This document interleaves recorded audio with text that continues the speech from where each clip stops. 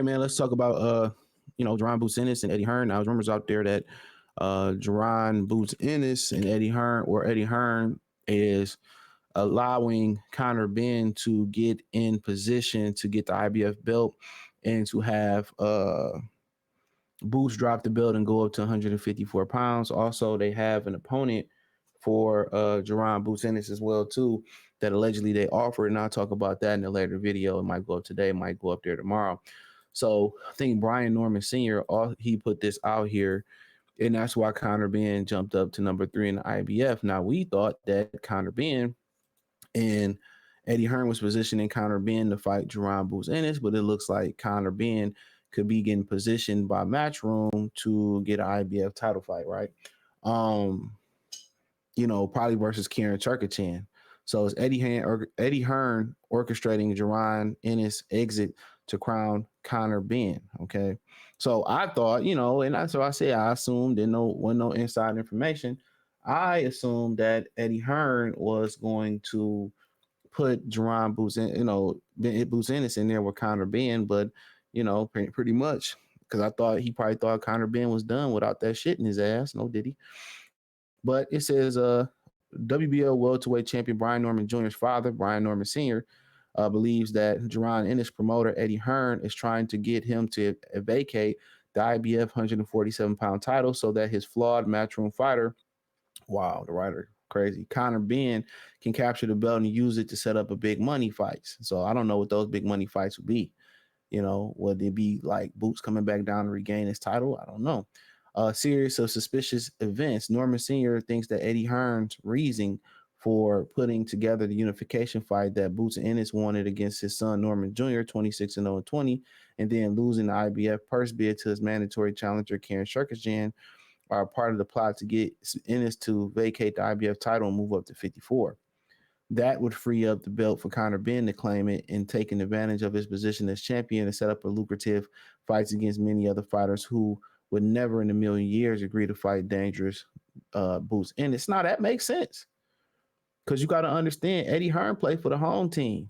You know what I'm saying? Eddie Hearn home team is British people, is people from the UK. So of course he's going to put them in a position to be successful. Of course he's going to put them in a position to be successful.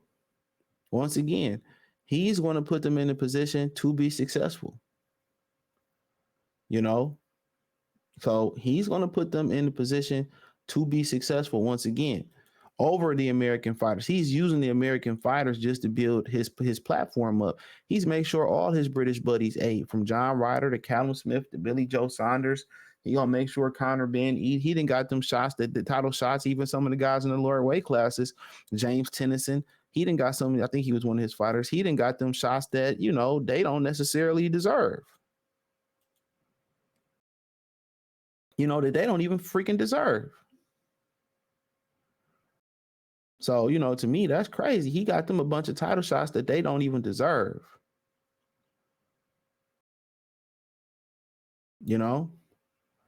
So that would make a bunch of sense. And then, at the end of the day, Brian Norman they know it. And that's why he said it. They'd be more willing to get in there with Conor Benn. They'd be more, Barrios and Stones be more willing to get in there with Conor Benn too. You know what I'm saying? So at the end of the day, and Conor Benn most likely got to still fight in America because I don't think his situation is cleared up yet. Absolutely. So there you go. Getting Jaron Boots Ennis to move up, guess what? And fight guys at 54, probably is more lucrative. He get more bang for his buck up there. Him fighting Barrios, him fighting Norman, and them asking for a bunch of money, that's going to cut into their profit. The promoter's number one thing is to maximize his profit. Come on. That's the promoter's number one thing, is to maximize his profit.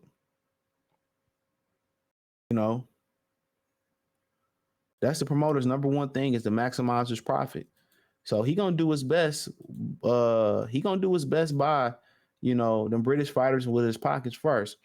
The lure of a lucrative fight. Conor Benn, 27, will be free to defend the IBF in the U.S. against names like Ryan Garcia, Devin Haney, and make big bank. You need to get an editor.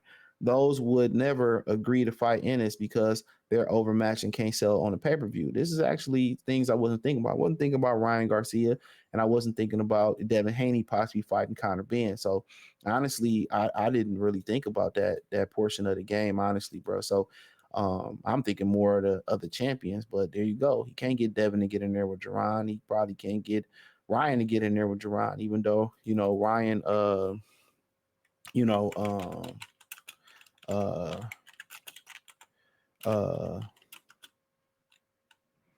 you know, you know, even though Ryan Garcia, um, you know, is suspended, but yeah, he wouldn't, he talked shit about Jaron Boots Ennis, but you know, uh, but yeah, he can get in there with him. So, but nonetheless, man, I think that yeah, I just really didn't think about that. So Conor Benn, probably, he need the money, so he need a big money fight. So to me, that honestly makes a lot of sense. Um, so, but yeah, I see Devin Haney jumping in there, and everybody, seeing what Ryan Garcia doing, and a lot of these dudes just want to, a lot of these guys just want the most money. That's all they fighting for is money. They're not fighting for titles. They're not fighting for pride. They're not fighting for glory. It's not a gladiator sport no more. It's money, and how the world is. I don't blame them. How financially this world is going, don't blame them. You know, you know, you know. So, but nonetheless, let's keep it moving.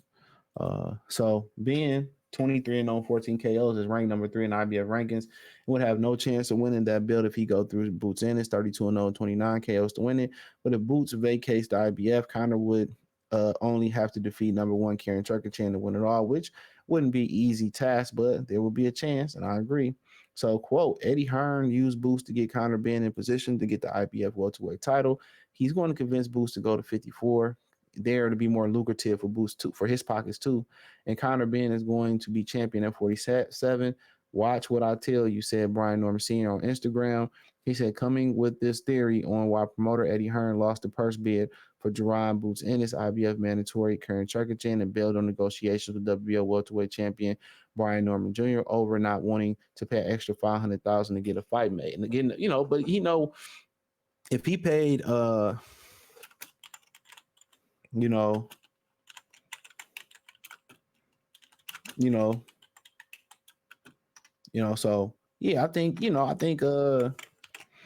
might know something. He might know something behind the scenes for sure.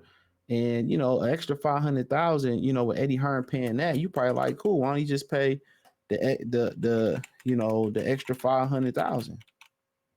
You know what I'm saying? But then why pay the extra 500,000? Make him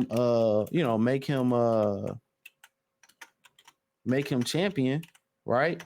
Make him champion in unified champion in Boots, and then you turn around and then you don't have nobody else to unify with. Also, too, a lot of times in them contracts, in these boxing contracts, when these dudes unify, what they don't tell you is when they do unify, they bag go up.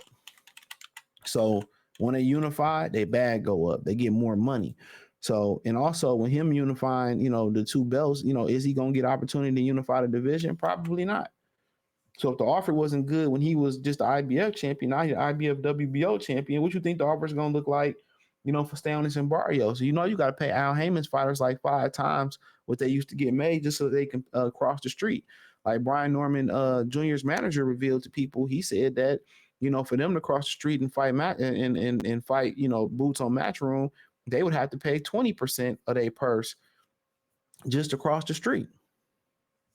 They would have to pay 20% of their purse. So